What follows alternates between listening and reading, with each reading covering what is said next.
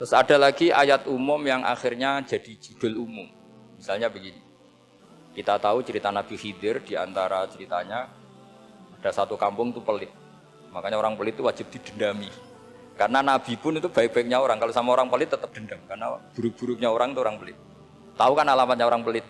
Qoribun minan nar, ya dekat-dekat neraka itu kata-kata. Karena al-bakhil qoribun minan nar, ba'idun minal jannah. Jadi kalau sama tanya alamatnya ya dekat-dekat neraka. Singkat cerita Nabi Musa dan Nabi Khidir itu kecapean sekali masuk satu kampung. Karena saking kecapean lapar minta kampung itu menyediakan makanan. Istatama itu mereka minta makan saking laparnya, saking karena di perjalanan yang melelahkan. Istatama ahla fa'abau ayyudayyifuhuma. Tapi kampung situ kampung pelit. Jika semuanya tidak mau yang ngasih apa? Makan. Tapi pas mau keluar dari kampung ada tembok, ada kayak prasasti itu yang mau roboh. Yang mau apa? Roboh. Terus sama Nabi Khidir, tembok yang mau roboh ini ditata jadi baik lagi. Nabi Musa kata Nabi Musa, kok kurang pegawaian mau medit, pagri mbok urusi. Jadi makanya dendam sama orang meditnya agak sunat. Karena Nabi Musa juga marah sama Nabi Khidir. Orang kayak kampung kayak begitu pelit kok temboknya apa rusak kamu benahin gitu. Terus Nabi Khidir menjawab, wa amal jidaru fakana lihulamaini yatimaini fil madinati wa kana tahtahu kanzul lahuma wa kana abuhuma sholihah. Begini loh, tembok ini adalah penyimpan harta untuk anak yatim. Bapaknya dulu itu soleh. Artinya terus dibabkan oleh ulama, babu ikrami sibyanil mu'minin. Bab kita memuliakan anak-anak orang soleh.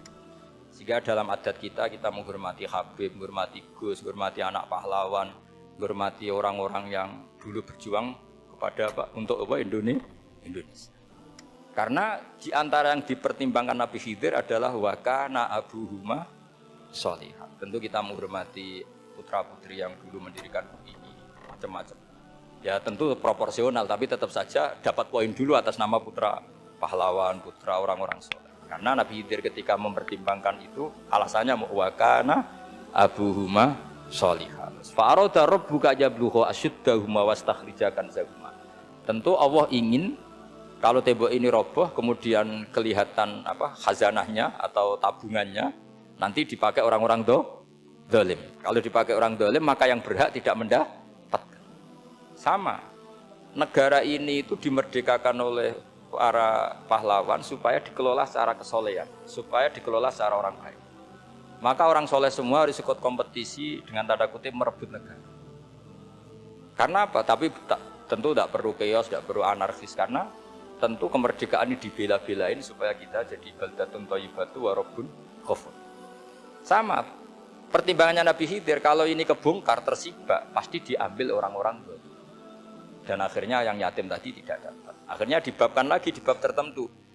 Bab menjaga harta supaya tidak dikuasai orang dolim.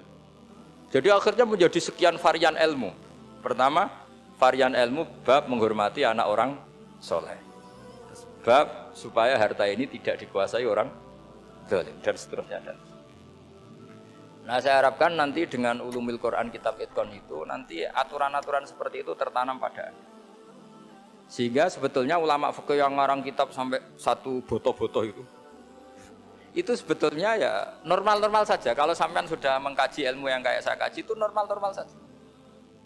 Misalnya begini, saya beri contoh ya. Orang munafik itu disifati Allah gimana? Wa idza qamu ilas sholati qamu kusala. Orang-orang munafik adalah orang ketika mau sholat itu bermalas.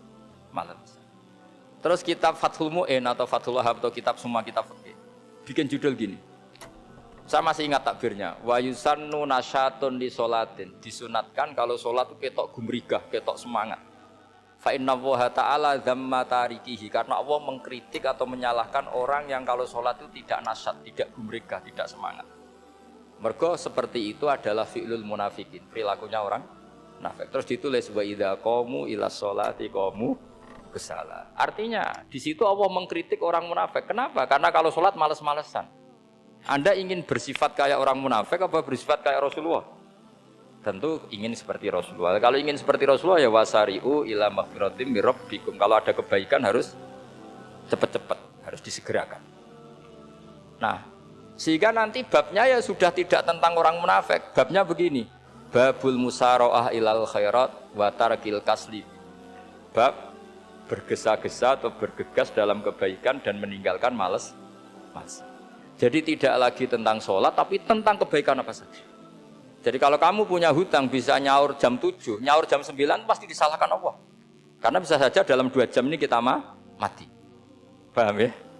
Begitu juga kalau kita sholat bisa awalal waktu, kenapa tidak awalal waktu? Meskipun akhir waktu ya dibolehkan.